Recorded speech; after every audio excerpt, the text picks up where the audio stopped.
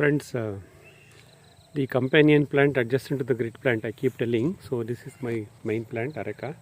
Adjacent to that, on the western side, we have this Gliricidia, which is grown up now.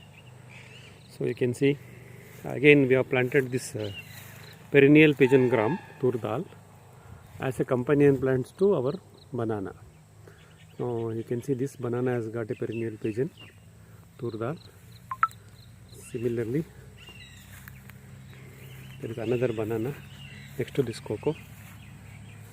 Yeah, that has also got the benefit of a companion species plant like Turdal. So when I grow like this, the companion plant is nitrogen fixing plant Turdal adjacent to banana. Banana requires more number of nutrition, as you know. So now that has been fed by our Turdal.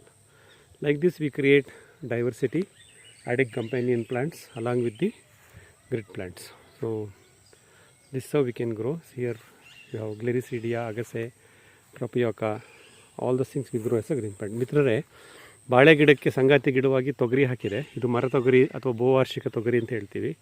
ಇದು ನನ್ನ ಬಾಳೆ ಗಿಡಕ್ಕೆ ಬೇಕಾದ ಸಾರ್ವಜನಿಕ ಸ್ಥಿರೀಕರಣ ಮಾಡಿ ಕೊಡ್ತಾ ಇರುತ್ತೆ.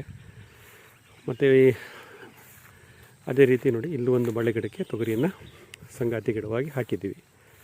ಇದೆಲ್ಲ ಚೆನ್ನಾಗಿ ಬರ್ತಾ ಇರುತ್ತೆ. ಸೊ ಬಾಳೆ ಗಿಡಕ್ಕೆ ಬೇಕಾದಂಥ ಸಾರ್ವಜನಿಕ ಸ್ಥಿರೀಕರಣ ಮಾಡಿಕೊಡ್ಲಿಕ್ಕೆ ನಮ್ಮ ತೊಗರಿ ಗಿಡ ಇರುತ್ತೆ. ಮತ್ತು ಅಗಸೆ ನಮ್ಮ ಅಡಿಕೆ ಗಿಡಕ್ಕೆ ಸಂಗಾತಿಯಾಗಿ ಗ್ಲಿರಿಸಿಡಿಯಾ ನೀವು ಗಮನಿಸ್ಬೋದು. ಇಲ್ಲಿದೆ, ನಮ್ಮ ಅಗಸೆ ಗಿಡದ ಜೊತೆಗಿದೆ.